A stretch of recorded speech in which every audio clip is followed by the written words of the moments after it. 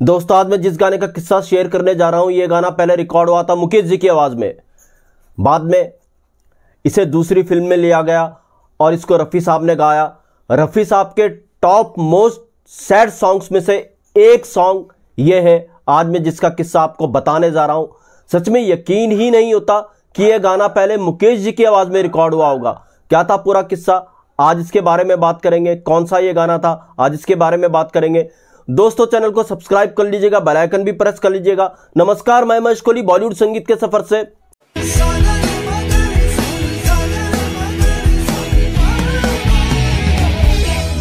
दोस्तों एक फिल्म आई थी 1960 में, घूंघट। जेमिनी वालों की यह फिल्म थी। इसके प्रोड्यूसर थे एस.एस. वासन, डायरेक्टर थे रामानंद सागर। इस फिल्म में कुल 10 गाने थे। हालांकि इसके लिए 11वां गाना भी रिकॉर्ड हुआ था जिसको मुकेश जी ने गाया था। जो गाना फिल्म में नहीं लिया गया, इसके म्यूजिक डायरेक्टर थे रवि, गीतकार थे शकील बदायूनी।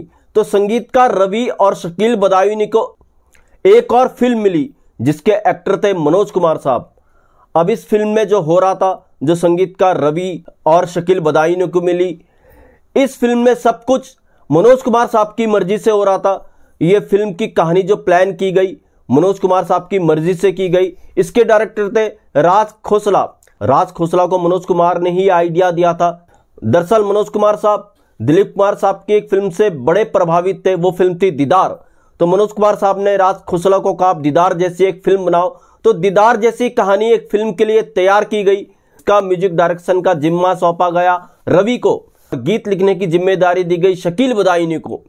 तो खैर संगीतकार रवि, शकील बदायूनी इस फिल्म के गीतों पर काम कर रहे थे। तो इस फिल्म में जैसे मैंने कहा हर चीज मनोज कुमार साहब के हिसाब से हो रही थी। चाहे वो एक्ट्रेस का चुनाव हो, चाहे इस फिल्म का क्लाइमेक्स हो, सब कुछ मनोज कुमार साहब जैसा चाहते थे वैसा हो रहा था। जैसे मैंने कहा घूंघट में 10 गाने थे, मगर 11वां गाना भी रिकॉर्ड हुआ था मुकेश जी की आवाज में।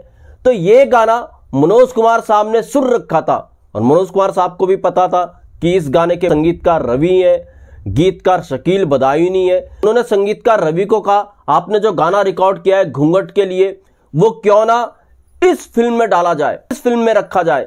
मगर गाना दूसरे बैनर के लिए रिकॉर्ड हुआ था। संगीतकार रवि को लगा ये थोड़ा मुश्किल होगा कि मनोज कुमार साहब की फिल्म में उस गाने को लाया जाए, क्योंकि प्रोड्यूसर दे या ना दे। फिर भी संगीतकार रवि ने इस फिल्म के जो प्रोड्यूसर थे घूंघट के एस.एस. वासन, जेमिनी के जो सर्वे सर्वा थे, उनसे बात की। उनको कहा कि मुकेश जी का जो ये गाना है जो हमने रिकॉर्ड किया है, मैं चाहता हूं इसको रफ़ी साहब रिकॉर्ड करें और अपनी दूसरी फिल्म में इस गाने को मैं इस्तेमाल करूं।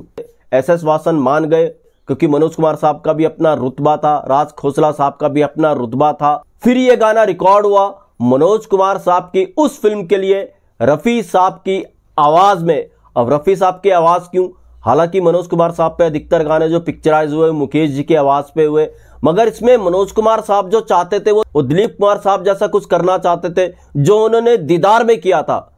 तो इसलिए इस गाने को संगीतकार रवि ने रिकॉर्ड किया रफ़ी साहब की आवाज में। जी हाँ, ये फिल्म कौन सी थी, ये गाना कौन सा था? ये फिल्म थी मनोज कुमार साहब की, राज खोसला साहब की दो बदन, जो 1966 में आई थी। और ये रफ़ी साहब का गाना था रहा गर्दिशों में हरदम मेरे इश्क का सितारा, रहा गर्दिशों में हर। दोस्तों बहुत से गाने ऐसे होते हैं, सिंगर की अदला बदली होती है, आम बात होती है, मगर कुछ गानों को सुनकर वाकई अजीब लगता है कि रहा गर्दिशों में हरदम वाकई मुकेश जी की आवाज में रिकॉर्ड हुआ होगा। यह अपने आप में एक अलग बात थी।